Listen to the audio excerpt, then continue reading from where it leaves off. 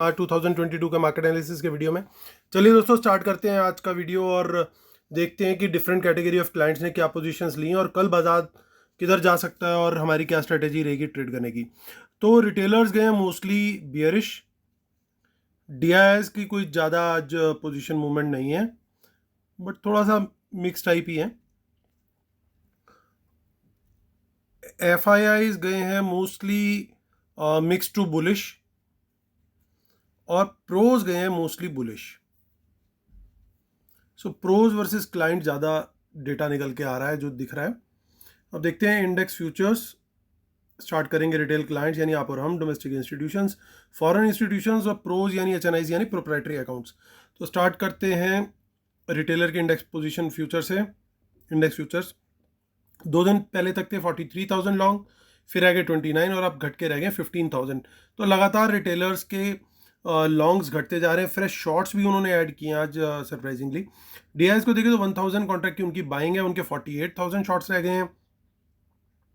FIIs की almost 8,000 contract की buying है, 35,000 लॉन्ग हो गए। यही 2 दिन पहले उनकी पोजीशन 11,000 लॉन्ग थी। यानी रिटेलर और एफआईज की पोजीशन जो है वो पूरी तरीके से स्विच हो चुकी है। अगर आप ध्यान से देखें 2 दिन पहले जो पोजीशन थी उसके आसपास पहुंच चुके हैं एफआईआईज, और जो पोजीशन आज है रिटेलर की वो 2 दिन पहले थी एफआईआईज की।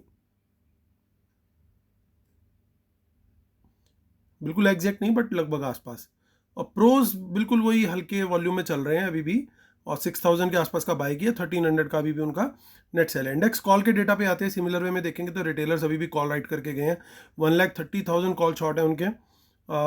एफ आई आईज ने बाइंग करी है ठीक ठाक, ऑलमोस्ट 29,000 कॉन्ट्रैक्ट, तो 2,25,000 कॉल लॉन्ग है। धीरे धीरे नंबर बढ़ रहा है ये। प्रोज को देखें तो प्रोज की 31,000 कॉन्ट्रैक्ट की बाइंग है, उनके 96,000 कॉन्ट्रैक्ट शॉर्ट हैं अभी। इंडेक्स पुट का डेटा देखें तो इंडेक्स पुट में रिटेलर्स ने आज थोड़ी सी बाइंग की है, 2,89,000 कॉन्ट्रैक्ट उनके नेट सेल हैं। इंडेक्स पुट में 15 कॉन्ट्रैक्ट्स ये पता नहीं क्यों बाय किए हैं, जिस भी डीआई ने किया। और 11,000 कॉन्ट्रैक्ट्स पुट अभी भी बाय करके गए हैं एफआईज सरप्राइजिंगली। जब बाकी जगह पे बुलिश पोजीशन ले रहे हैं तो यहाँ पे भी ऐड किए उन्होंने सरप्राइजिंगली पोजीशन। इसका मतलब कुछ ना कुछ प्लान बी भी इनका रेडी है। प्रोज कुछ कॉल राइटिंग फर्दर करके गए हैं, कल तक थे 53,000 शॉर्ट, अब बढ़ के हो गए ऑलमोस्ट 77,000 कॉल शॉर्ट, माफ़ कीजिएगा index put short.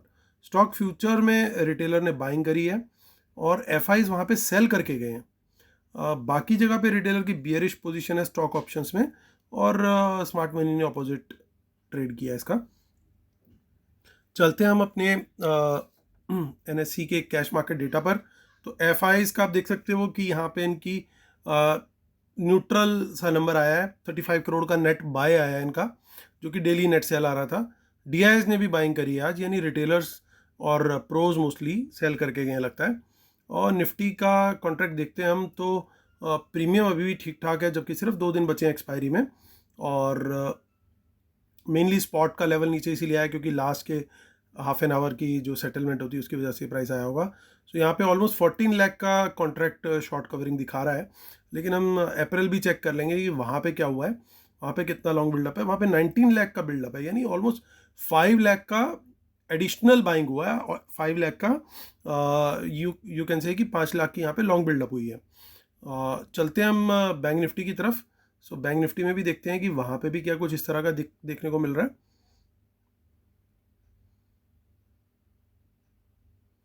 So bank Nifty में हमें दिखाई दे रहा है सर्टेनली यहाँ पे भी प्रीमियम है because of the same reason as we discussed.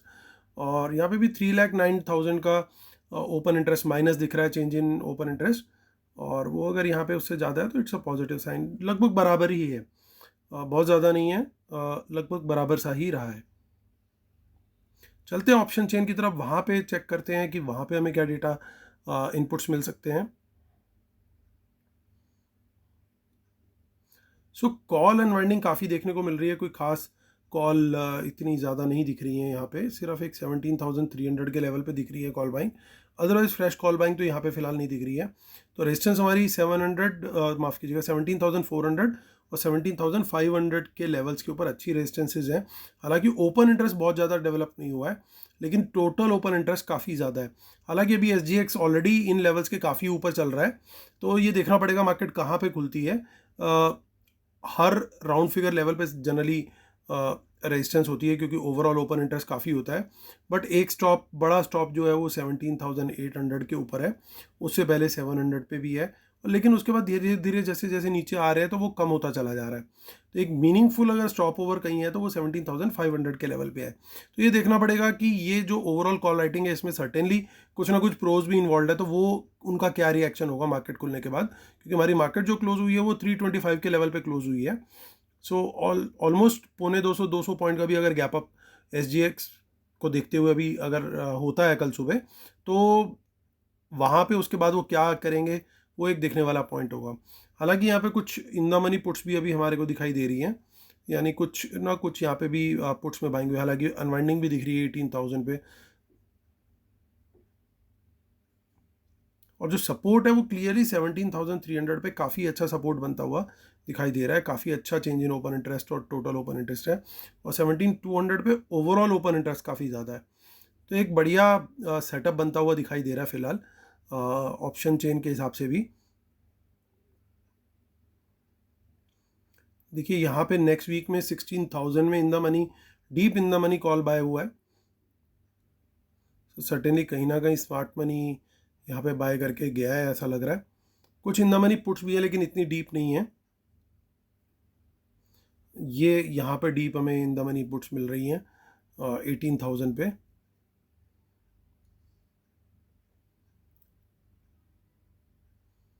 जो कि ऐसा लग रहा है अपेरेंटली काफ़ी डिस्काउंट पे बिक रही हैं, और शायद इसी वजह से डिस्काउंट पे बेची गई है, क्योंकि देखिए 600 में ये पुट बेची गई है जो कि ऑलरेडी नेक्स्ट एक्सपायरी की है। तो मैं इस लेवल में से अगर ये माइनस कर दूं तो ये अप्रॉक्सीमेटली आता है 17,400, और हमारा मार्केट इस समय चल रहा है 325, यानी 75 रुपीज़ का तो ऑलमोस्ट डिस्काउंट ही मिल रहा है इसके ऊपर। तो डिस्काउंट में चीज़ तभी बेची जाती है जब मार्केट ने ऊपर जाना। तो ये तो कंफर्म दिखा रहा है कि बाज़ार यहाँ से ऊपर जाने के मूड में है, क्योंकि नेक्स्ट वीक की ऑप्शन में पुट में कोई प्रीमियम ही नहीं है। ये एक बड़े सरप्राइज की बात है। सो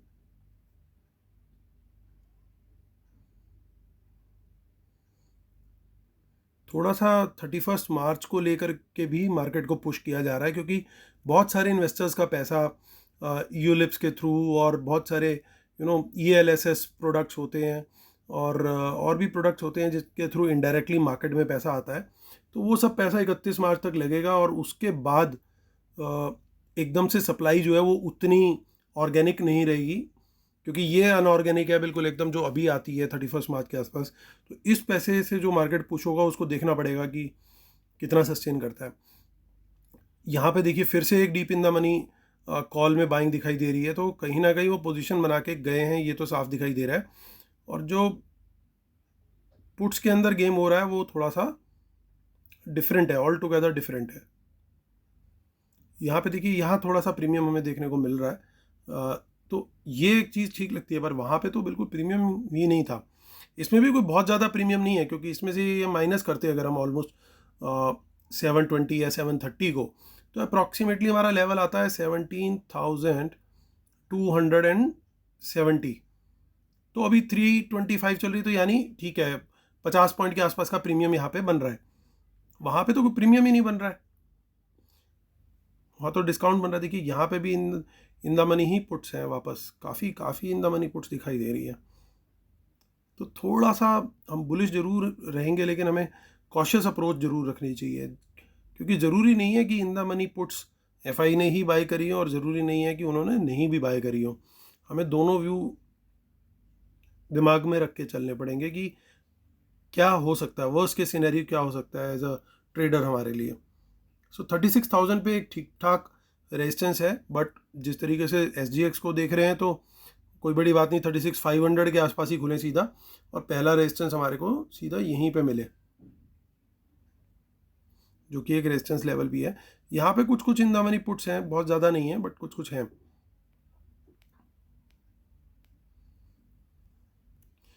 सो नेक्स्ट वीक को और चेक करते हैं फटाफट।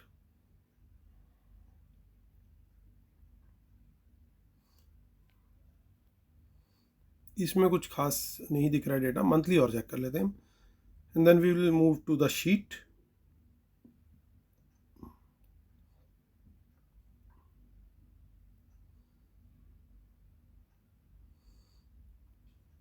चलिए, कुछ खास नहीं है डेटा में, चलते हम वापस अपनी शीट पर। प्लीज़ डिस्क्लेमर और रूल्स को ज़रूर एक बार पढ़ लीजिएगा। एंड वेबिनार में तो अब कुछ ज़्यादा टाइम बचा नहीं है दोस्तों, 10 अप्रैल संडे। सो जो लोग ज्वाइन करना चाहते हैं मुझे अभी मेल कर सकते हैं amithamija1@gmail.com पर। और ज्वाइनिंग का अर्ली इंसेंटिव आपको ये मिलेगा कि इमीडिएटली कल से शुरू करके 10 जून तक आपको लाइव एनालिसिस मिलेगा। सो लाइव एनालिसिस के साथ साथ मैं जो मेरे ट्रेड्स हैं मैं वो भी शेयर करता हूँ इमीडिएट बेसिस पे। जैसे ही ट्रेड लेता हूँ साथ में आप लोग को बता देता हूँ कि मैंने क्या ट्रेड लिया है। सो आज भी with grace of God 2 trade लिए थे हमने, दोनों प्रॉफिटेबल क्लोज हुए थे। सो चलिए, एफआईज देखिए क्लियरली अपनी लॉन्ग पोजीशन को बढ़ाते जा रहे हैं, ये बड़ा साफ है, एक ट्रेंड दिखाई दे रहा है हमें। कॉल्स के अंदर भी देखिए एक ट्रेंड बड़ा क्लियरली दिखाई दे रहा है कि वो बढ़ाते जा रहे हैं। बट मेरे लिए एक रेड फ्लैग है कि वो अपनी पुट्स को मेंटेन करके चल रहे हैं, पुट्स को कम नहीं होने देना चाह रहे। That is number 1। Number 2, stock futures की पोजीशन 4 लाख से आज वो पहली बार 3 लाख के आसपास आ गई है। तो इसका क्या मीनिंग है, मैं पहले एफआईज की थ्योरी समझा देता हूँ। इसका क्या मीनिंग है? इसका मीनिंग मुझे ये लग रहा है कि ये जो मूव ऊपर का लेके जा रही है एक शायद टेम्परेरी मूव हो सकता है। टेम्परेरी यानी 1 दिन 2 दिन 3 दिन के लिए, और उसके बाद इनका प्लान है दोबारा से मार्केट को नीचे लेके जाने का। सो ये एक अगले 1-2 दिन 3 दिन हो सकता है प्रॉफिटेबल, मतलब मार्केट ऊपर की तरफ रहे। एटलीस्ट कल की तो बात कर सकते हैं कि कल गैप अप खुलेगा, वो तो सर्टेन लग रहा है। और शायद इन लोग को भी ये एक्सपेक्टेशन है कि कल एटलीस्ट ये ऊपर खोलेंगे और उसके बाद मार्केट या तो साइडवेज जाएगा या थोड़ा सा ऊपर की तरफ ट्रैवल करेगा। वो कल मॉर्निंग में जो डेटा बनेगा उसके बेसिस पे एग्जैक्ट आइडिया लगेगा। लेकिन इनके दिमाग में क्या चल रहा है? इनके दिमाग में भी अगर बहुत ज़्यादा बुलिश होते तो ये क्लियरली स्टॉक फ्यूचर्स में पोजीशन अपनी घटाते हुए नहीं दिखते। लगातार जिस तरीके से ये 4 लाख से 3 लाख के नीचे आ गए हैं, तो ये नंबर्स में क्लियरली रिडक्शन है और साथ में इनकी पुट्स लगातार ऐड होती जा रही हैं। तो ये मेरे लिए एक रेड फ्लैग है। मैं कल के लिए एक कॉशियसली बुलिश व्यू रखूँगा, लेकिन कॉशियसली बुलिश होगा। उसका मेन रीज़न यही है कि एक तो बड़े गैप अप के बाद मार्केट प्रॉफिट बुकिंग भी ले सकता है और मार्केट ऊपर भी निकल सकता है।